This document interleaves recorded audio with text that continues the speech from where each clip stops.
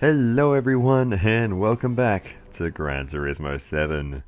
This is the first in a number of videos that will be covering the largest updates in the game, I would imagine, certainly among them update 1.40, which was quite a while ago now, but I'm getting there.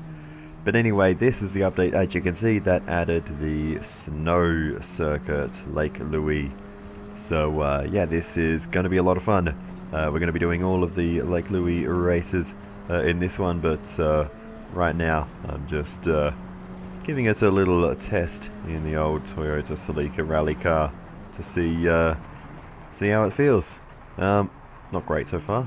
Driving down the road sideways, but I guess you kind of expect that in what is a bumpy snow track. So this is basically my first look at the circuit. This is the simplest of the three layouts available. There's this tri-oval layout.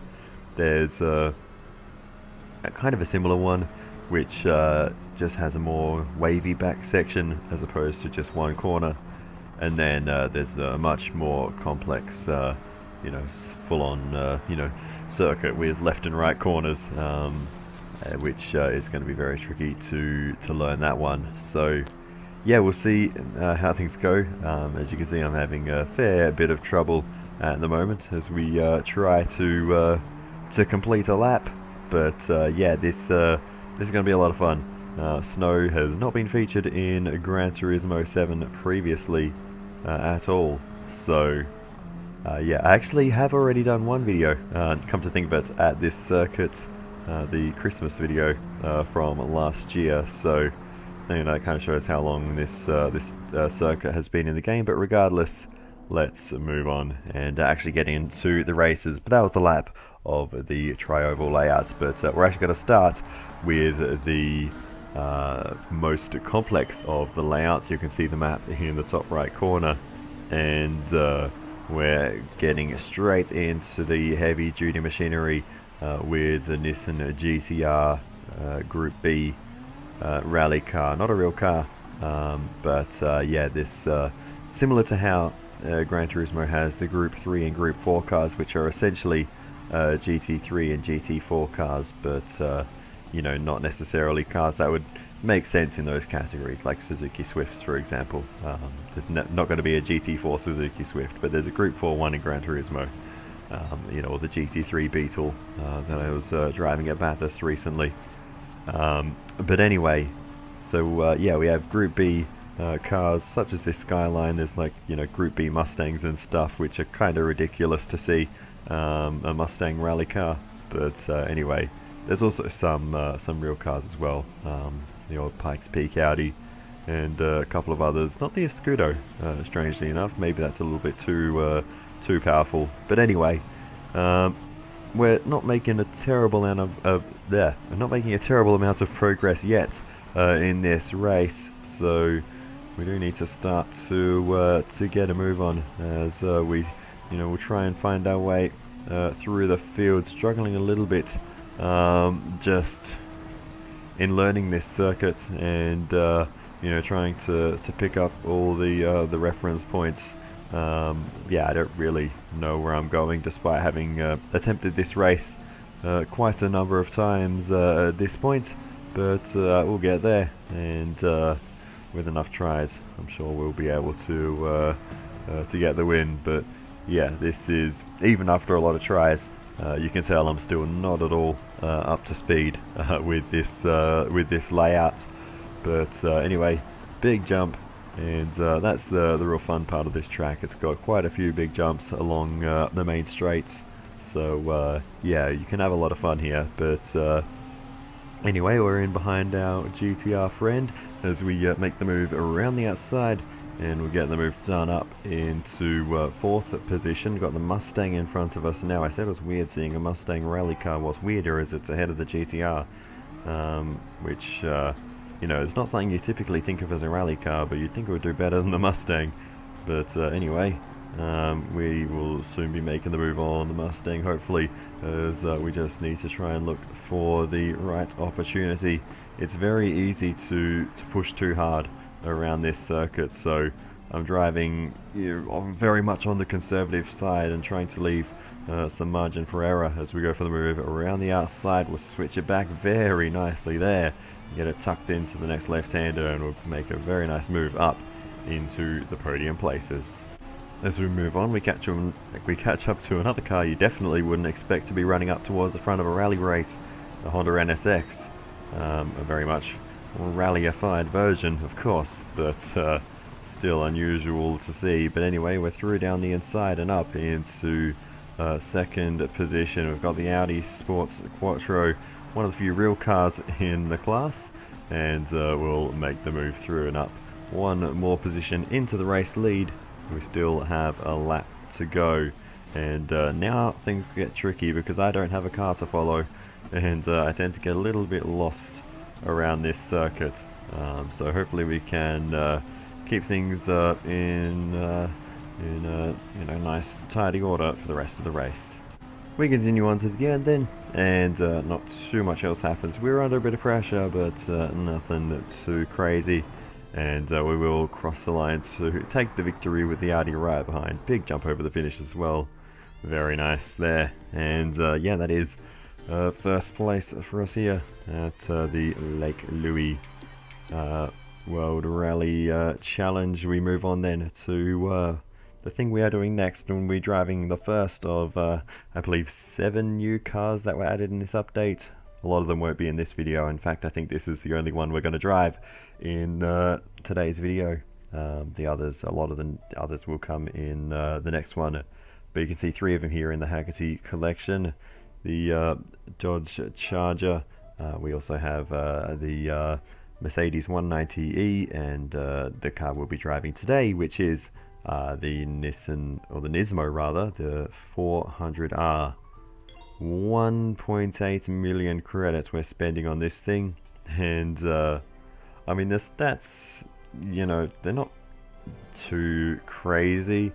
Not exactly sure what the story with this car is. Someone will probably tell me, but just under 400 horsepower, which is pretty decent, I suppose, especially for the time. This is mid-90s and weighs just over 1.5 tons. So it's probably a decent enough car, but there's certainly some cheaper options for that kind of performance, I suppose. But anyway, we'll see how it goes on track as we head to the next event. And of course, I actually forgot to mention this earlier, snow tires have been added, of course, with the snow circuit, so we will definitely be in need of those. But anyway, the next event is the Japanese 4-wheel drive Challenge 600, and we are now at the Lake Louise short track for this one. So this one is only barely more complicated than the tri-oval layout we started the video with, and yeah, we'll be having a crack at this one in the Nismo 400R. We'll see how it goes, but yeah, a reasonably I don't know, sharp's a strong word, but a significant corner to start off the lap, and then we just kind of wave back and forth for a while through the back section, right and left, until we eventually come around to the final corner. It's I guess the easiest comparison to make would be like Suzuka Short. Would be I guess the easiest way to compare this track to a road circuit. Very much similar style, but of course on snow, so it's completely different, but it does have that sort of rough shape, I suppose you could say. But anyway, we are on to the main straight once more as we go bouncing along and making good progress so far in this one. We're already up into 4th position.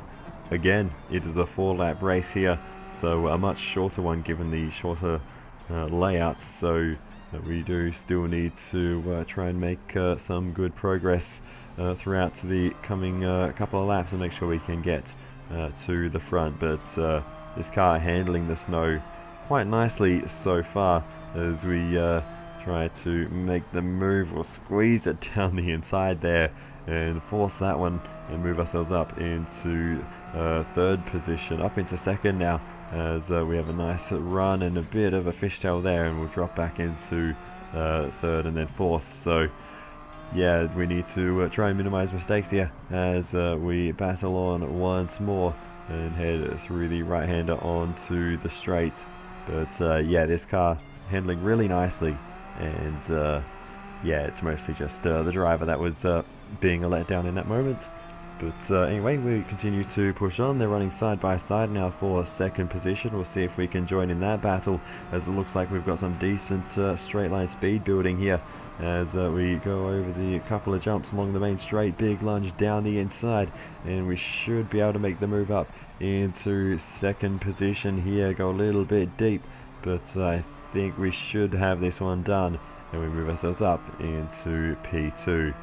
This was, of course, the circuit featured in the Suzuki Jimny round of the Nations Cup a while ago too.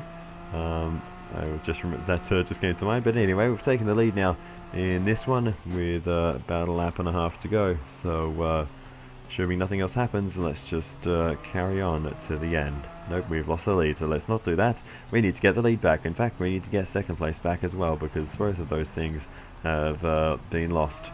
But anyway, we'll manage to get ourselves back up into second, and I think with a nice run here, we should be able to get the lead back, as we're all the way into the outside wall there, and trying to muscle our way through now on the straight. Power down. We've got the move done.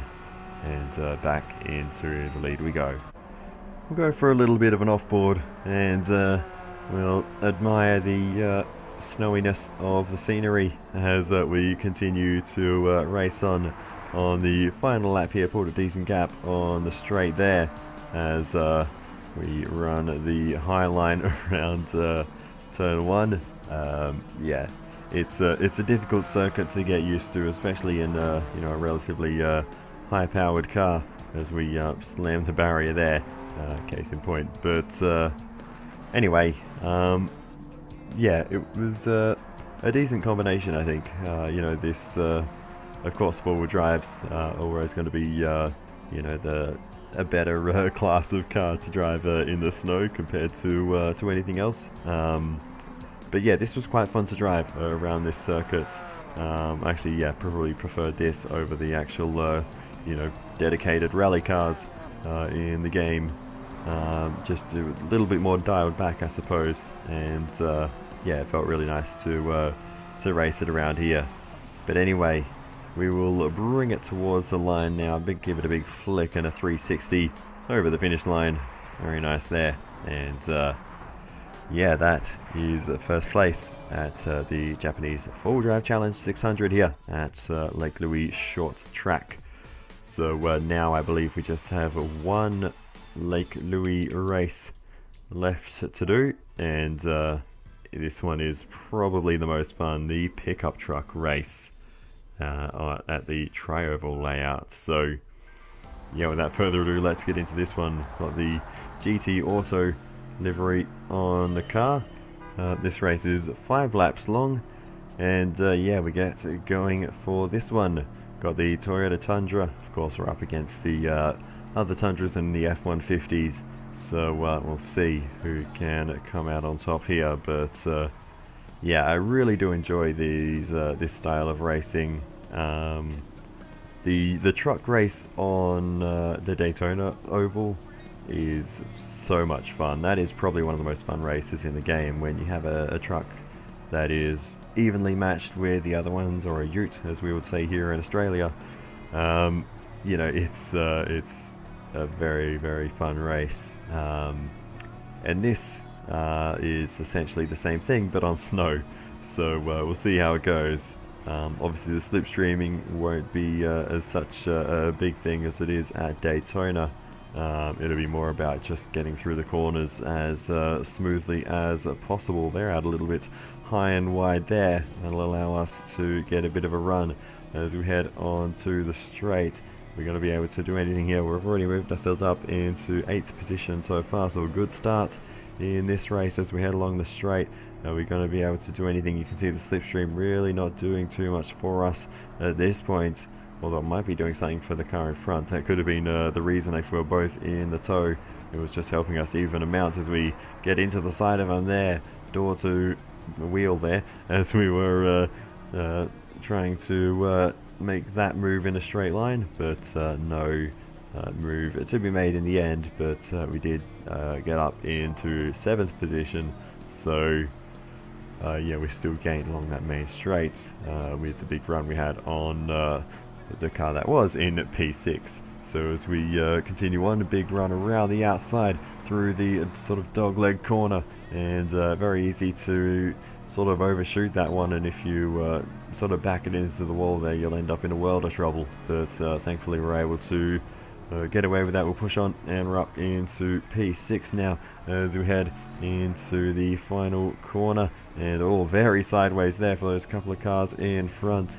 Of course, as we saw in the Christmas video at this circuit, this was a very wall-righty circuit, so that is something we can do. But I'm trying to race normally against this lot for the time being. Sitting in P6 at the moment with 3 laps to go, so we've made decent enough progress. But again, we'll need to try to make some more moves in the coming laps, and try and get close to those podium places before we get to the final lap if we want any chance of winning this one. Big run around the outside here as we get purple sector there, so we do have the pace here, and we do have some good straight line speed, it seems, as we try and make the move. It's probably actually the corners where we have the biggest advantage. I don't know what upgrades I've got on this car. I think the others do tend to have some upgrades. If I'm just recalling from the Daytona race there, I remember sort of working that out eventually, that they were faster than the standard ones. But anyway, it's getting quite scrappy here at the front of the field. We're in 5th position at the moment, and yeah, we're really trying our best to catch up, but losing out majorly on the exit of the final corner there. And this is gonna prove to be pretty tough. Green lap there, no purple this time. But yeah, we don't actually have the fastest lap of the race, so yeah, we are very evenly matched, it would seem. You know, we setting purple sectors, not purple laps at this stage, but everyone in a group just up the road, so that might give us the chance to catch up if they start to hold each other up.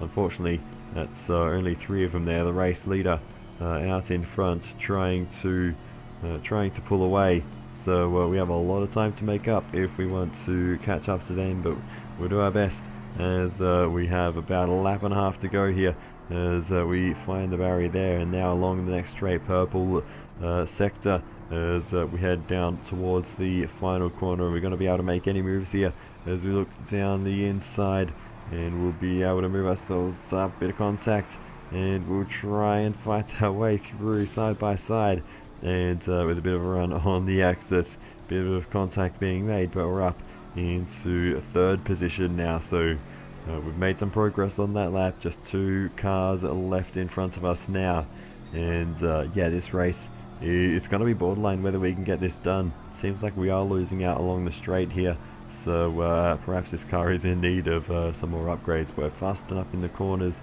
to make up for it, so you know, we are sort of getting away with it, I suppose. But anyway, into the left-hander of turn 1, and trying to set up a good run uphill here, and because the exit here is uphill, you know, trying to carry that momentum, I suppose, is even more important as we now head into the kink. Probably the most important corner of the track, because if you can get through here nicely without losing too much speed, you get a huge run onto the next straight. And now we have an opportunity to make some overtakes down the inside.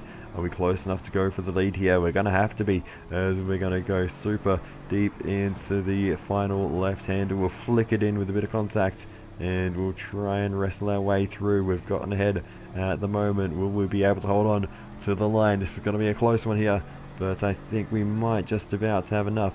They've got the run, but we're going to just cover that one off. But they don't seem to quite have the momentum, and we've got P1 here. My goodness, that was a fun race. Very, very close in the end. That was good. Really enjoyed that one. And yeah, that was quite fun.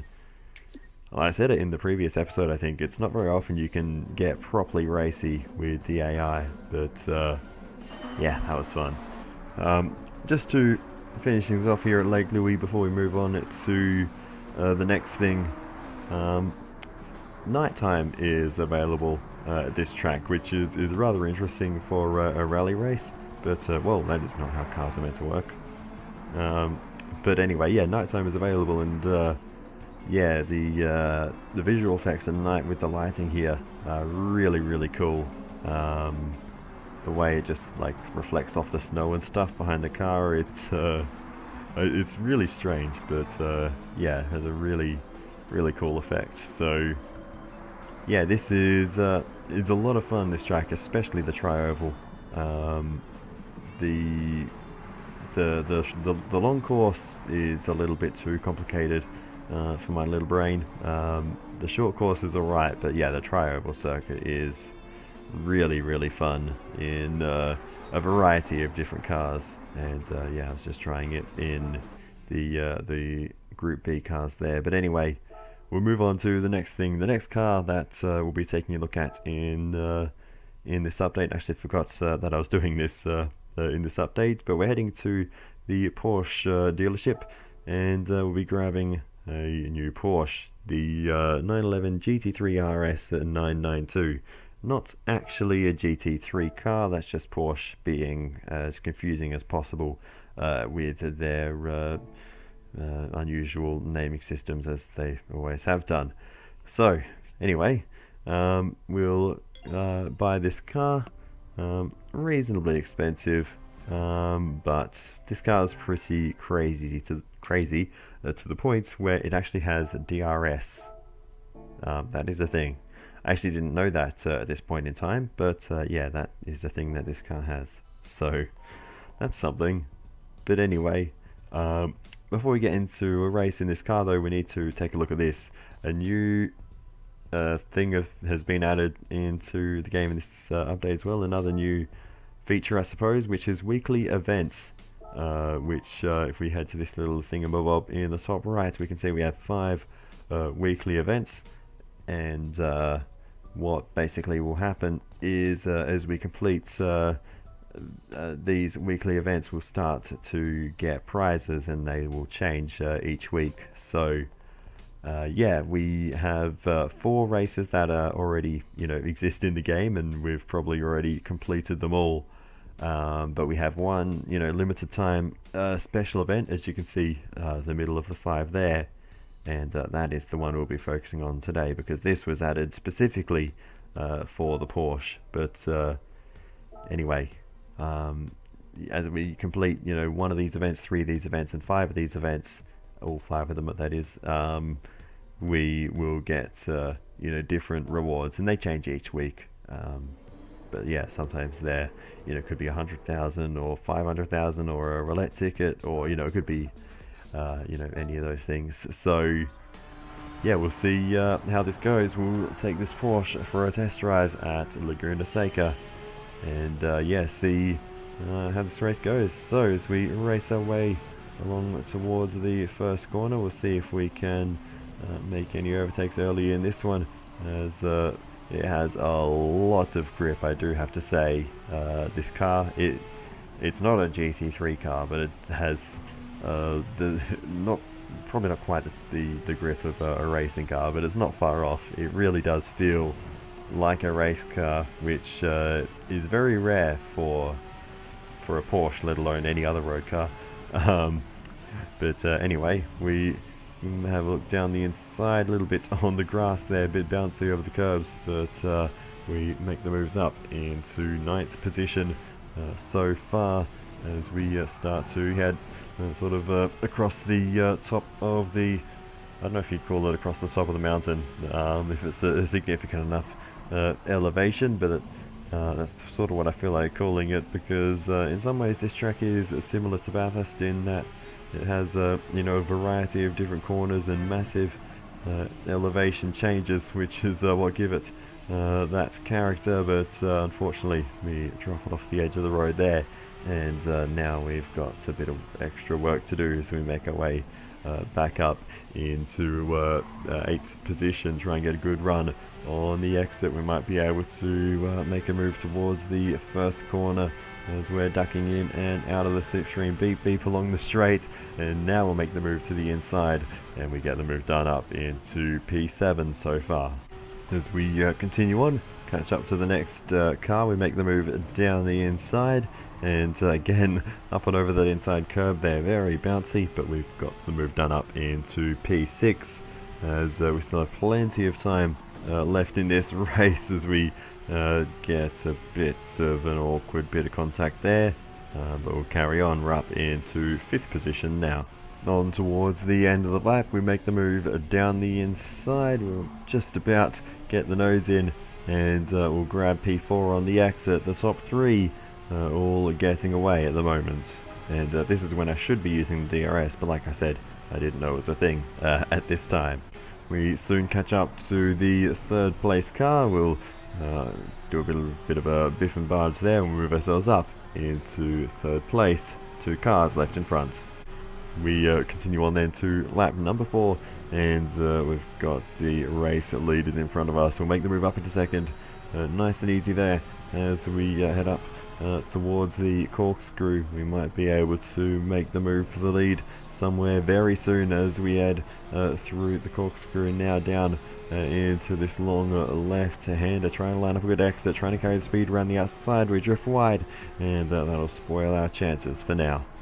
As we continue on then, we'll see on the final lap if we can make the move. We just about managed to sneak to the inside as we head up towards the next left-hander. We're not quite able to make that move though. We'll try and switch back here and get a good run onto the next straight. Looks like we've been able to do that.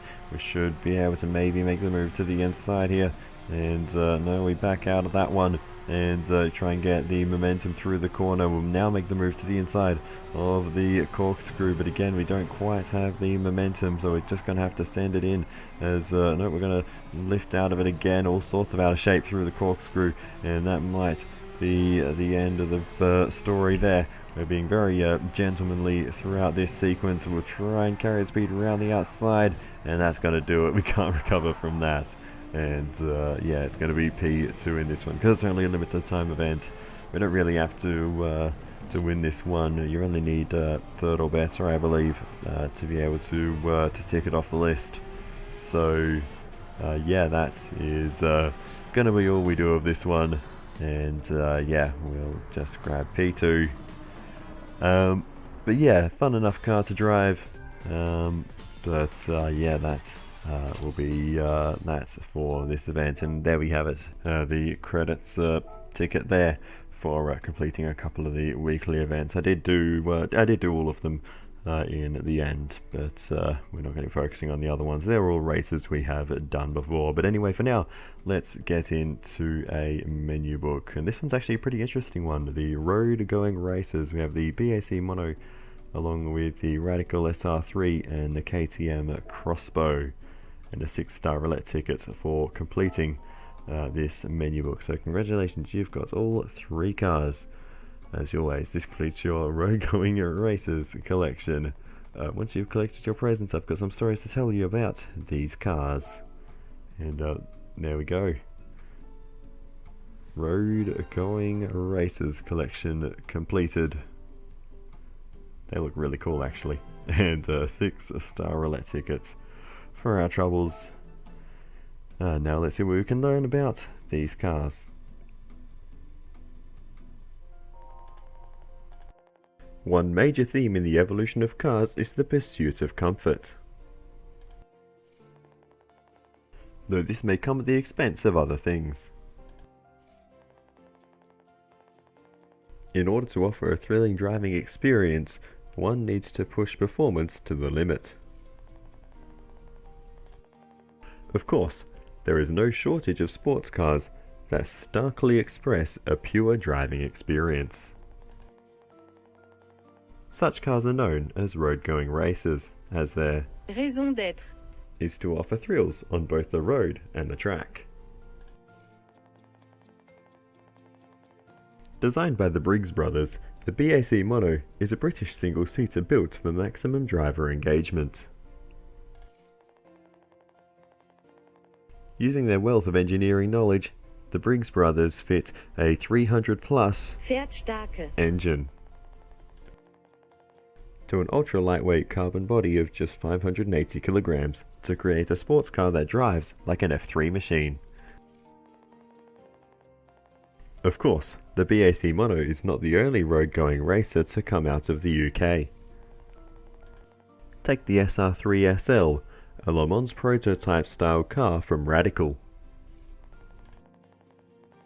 Radical Sports Cars cut its teeth on building race cars for amateur drivers.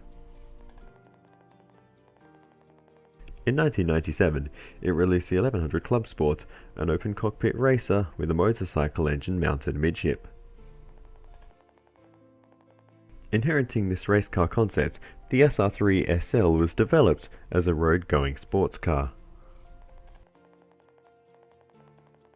Distinguished by its razor-sharp performance, it ran a full lap around the Nürburgring in 7 minutes and 19 seconds. The road-going racer philosophy has influenced automakers outside of the UK too.